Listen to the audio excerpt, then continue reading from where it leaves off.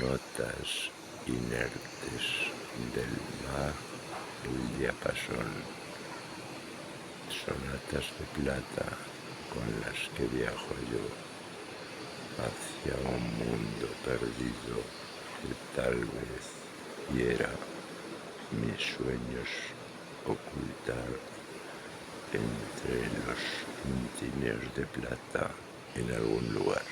Queda el hueco de la vida en algún lugar entre páginas secas, palabras por escuchar, y los huecos del recuerdo pretender nacer serán entre las palabras nuevas que un día podré albergar. Luces de colores, el mar en su vuelo dejó notas ateridas a versos en mi canción. El despertar de una ola quiso mi alma poblar con el instinto de un sueño en el que quise yo viajar. Roces de agua, reflejos de plata son espacios ateridos que en mi alma pudieron navegar. Roces de tiempo en algún lugar, ecos distantes que nos hiciera yo viajar.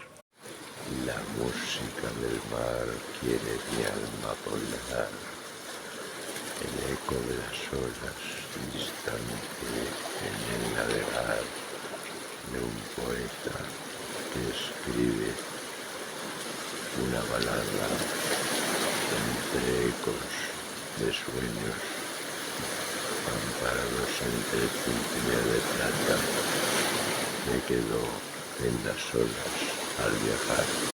Vanidades a la búsqueda de una verdad, soledades extintas ya junto al mar,